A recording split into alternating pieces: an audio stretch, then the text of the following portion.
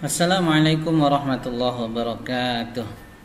Hari ini kita akan membahas materi tentang tauhid kita. Ya, pengertian tauhid. Menurut bahasa, tauhid berasal dari bahasa Arab yang berarti mengesahkan. Ya. Menurut istilah, tauhid adalah meyakini bahwa Allah itu hanya satu, tidak ada yang menyamainya, tidak setara dengan apapun, tidak mungkin ada yang menandinginya. Nah, anak-anak semuanya, tauhid adalah pemurnian ibadah hanya kepada Allah Subhanahu wa taala.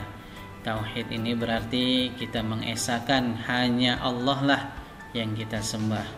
Hanya kepada Allah lah kita meminta, ya. Hanya dengan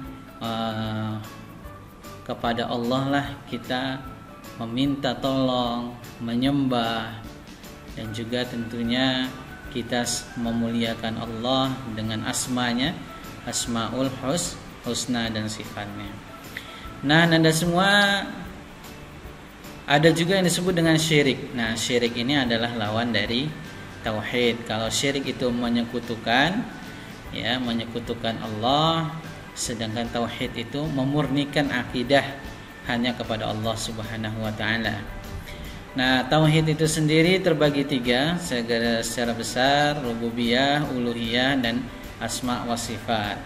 Kita bahas satu-satu ya. Tauhid rububiyah. Tauhid rububiyah bermakna pemelihara, pencipta, pemilik, tuan, dan pemberi keputusan. Jadi tauhid rububiyah ini kepercayaan bahwa Allah adalah satu-satunya pencipta, pemelihara, dan pengatur alam semesta. Jadi di sini kita benar-benar meyakini bahwa Allah sebagai pemelihara, Allah sebagai pencipta, kemudian Allah sebagai pengatur alam semesta. Kemudian ada tauhid uluhiyah. Tauhid uluhiyah ini bermakna yang disembah dan ditaati. Jadi tauhid uluhiyah ini ialah kepercayaan bahwa Allah adalah satu-satunya yang disembah, yang diterapkan dalam tindakan-tindakan ibadah. Ya, kita tidak menyembah yang lain, hanya Allah semata. Kemudian ada asma wa sifat.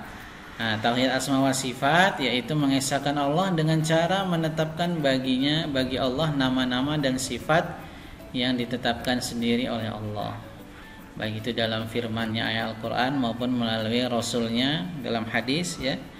Tanpa mengilustrasikan, kita nggak boleh mengilustrasikan takyif, ya, bahwa Allah itu seperti ini, ya, digambar seperti animasi, tidak bisa. Menyerupakan dengan sesuatu, tidak bisa. Kemudian tidak menyimpangkan makna atau bahkan menolak nama atau sifat tersebut.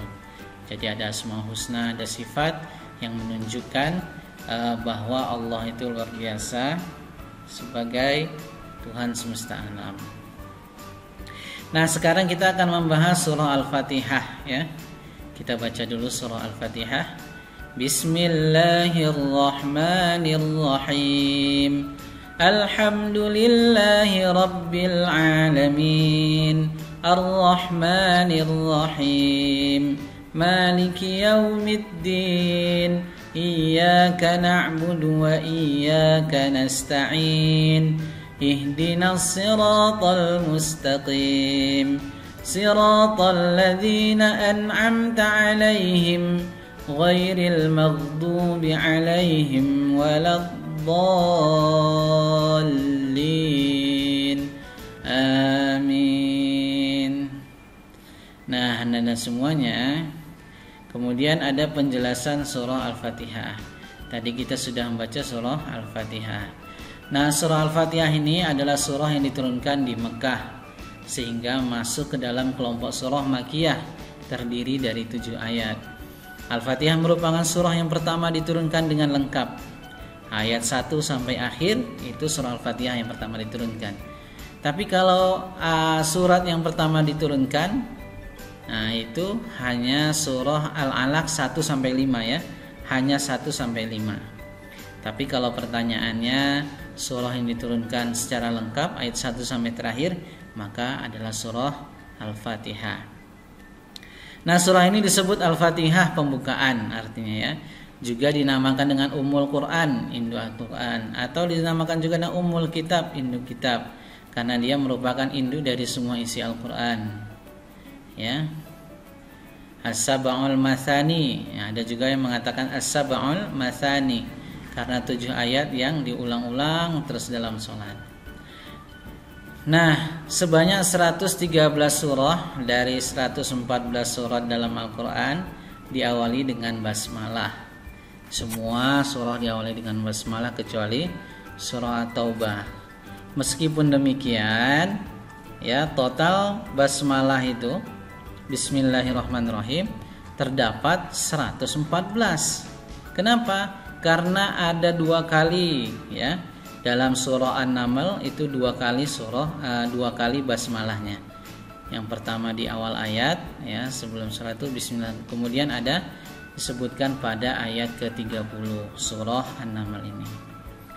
Wa innahu min Sulaiman wa innahu bismillahirrahmanirrahim. Jadi jumlah bismillahirrahmanirrahim terdapat 114 kali. Nah, sekarang kita masuki penjelasan ayat, ya. Pada ayat pertama, Allah mencurahkan segenap kasih sayangnya kepada kita, menciptakan dan mengatur alam semesta untuk kita. Dialah sang penguasa alam. Di sini ada Ar-Rahman, Maha Pengasih, dan Ar-Rahim, Maha Penyayang. Ar-Rahman, Allah Maha Pengasih bagi semua makhluk, ya. Kemudian Maha Penyayang, Allah Maha Penyayang hanya untuk orang beriman saja. Jadi orang beriman ini hanya mendapatkan Rahman dan Rahim. Masya Allah. Kemudian Alhamdulillahirrabbilalamin. Alhamdu adalah pujian kepada Allah karena sifat-sifat kesempurnaannya dan juga karena perbuatan-perbuatannya yang tidak pernah lepas dari memberikan karunia. Kemudian Allah menciptakan alam ini, ya, al-alamin. Kemudian Allah memelihara alam ini, dan Allah Tuhan semesta alam. Kemudian ayat ketiga Ar-Rahmanir-Rahim. Ayat ini menegaskan kembali tentang kasih sayang Allah, ya. Maliki Yaumiddin, hari pembalasan, ya. Ayat ini mengandung 2 makna, bahwa Allah yang menentukan dan Allah pula satu-satunya yang mengetahui kapan tibanya hari itu, hari pembalasan. Tidak ada satupun makhluk yang mengetahui hal tersebut. Kemudian yang kedua, Allah menguasai segala sesuatu yang terjadi dan apapun yang terdapat ketika itu. Maka jangan bertindak atau bersikap menentang Allah. Bahkan, ya, berbicara pun harus dengan izin Allah Subhanahu wa taala. Kemudian ayat 1 sampai 4 ini mengandung makna tauhid rububiyah. Karena di sana kita mengetahui bahwa tauhid rububiyah tadi apa? Allah Maha Mencipta, Maha Menjaga, Maha Memelihara, ya. Kemudian ayat kelima, Iyyaka na'budu wa iyyaka nasta'in. Beribadah hanya kepada Allah, tidak boleh berbuat syirik, karena dosa yang tidak diampuni oleh Allah adalah syirik. Innallaha la yaghfiru ay yushraka bihi wa yaghfiru ma duna dzalika liman yasha. Kemudian minta tolong kepada Allah, bukan kepada dukun, paranormal, dan lain-lain, ya, dengan menggunakan jin dan lain-lain. Banyak orang yang percaya bahwa Allah Maha Menciptakan. Nah, ini kita percaya. Siapa yang menciptakan? Allah. Tapi kelakuannya tidak mencerminkan hamba yang patuh kepada Allah. Nah, ini salah. Seharusnya kita tahu bahwa Allah yang menciptakan, kemudian dibarengi dengan sifat kita yang taat kepada Allah Subhanahu wa taala, melaksanakan perintahnya dan menjauhi larangan-larangan Allah Subhanahu wa taala. Ayat ke-6 sampai 7 di sini dijelaskan, ya, bahwa kita diingatkan agar senantiasa berdoa kepada Allah sebagai sang penentu segala sesuatu. Jalan lurus yang dimaksud di sini adalah dinul Islam, agama Islam. Shiratal mustaqim, ya. Itu adalah agama Islam. Jalan lurus yang dimaksud dengan orang-orang yang diberi nikmat. Ghairil maghdu siratal ladzina an'amta, yaitu jalan hamba-hamba Allah yang telah Engkau beri nikmat. Di sana dijelaskan dalam surah An-Nisa ayat 69. Siapa mereka? Syuhada, ya. Ulaika ma'al ladzina an'ama Allahu 'alaihim minan nabiyyin, para nabi, wasiddiqin, orang yang mencintai kebenaran, wasyuhada'i wassalihin, para syuhada, syahid, dan orang-orang yang gemar berbuat amal soleh. Kemudian kita akan membahas surah An-Nas. Nah, surah An-Nas ini juga ya berkaitan dengan tauhid. Surah An-Nas ini masuk dalam kelompok makiyah, ya.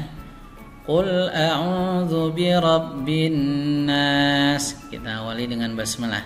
Bismillahirrahmanirrahim. Qul a'udzu birabbin nas, malikin nas, ilahin nas, min syarril waswasil khannas, alladzi yuwaswisu fi sudurin nas, minal jinnati wan nas. Nah, surah An-Nas ini merupakan salah satu surah yang disebut dengan muawwidzatain, dua perlindungan. Muawwidzatain itu An-Nas dan Al-Falaq. Nah, perlindungan yang dimaksud di sini adalah yang utama memohon perlindungan dari iblis dan bala tentaranya, yaitu setan manusia dan setan jin. Jadi minal jinnati wan nas, setan itu ada dari golongan jin, dan setan itu juga ada dari golongan manusia. Nah, Al-Imam Ibnu Katsir dalam kitab tafsirnya ketika membawakan penafsiran dari As-Sa'id bin Jubair, ya, bahwa setan bercokol di dalam hati manusia apabila dia lalai atau lupa. Maka setan menghembuskan was-was padanya, dan ketika dia mengingat Allah, maka setan lari darinya. Jadi kalau kita lalai dari mengingat Allah, maka setan itu menetap dalam hati kita. Ayat pertama dan kedua menjelaskan tentang bentuk tauhid rububiyah, ya, minta perlindungan.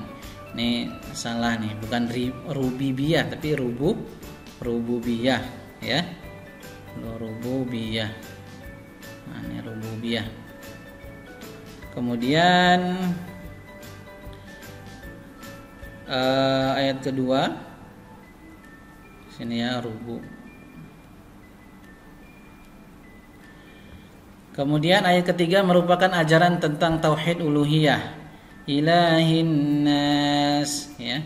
Kita bertuhankan Allah Subhanahu wa taala. Ayat 4 sampai 6 menjelaskan bentuk-bentuk kejahatan. Nah, ya. Jadi kejahatan dari jin dan manusia yang selalu memberikan rasa was-was. Sekarang surah Al-Falaq. Nah, surah Al-Falaq ini juga sama, merupakan surah makiyah, ya. Bismillahirrahmanirrahim. Qul a'udzu birabbil falaq min syarri ma khalaq wa min syarri ghasiqin idza waqab wa min syarri naffatsati fil 'uqad wa min syarri hasidin idza hasad. Nah, itulah penjelasan materi kita. Kita lanjutkan nanti pada bagian kedua, ya. Afu minkum, wassalamualaikum warahmatullahi wabarakatuh.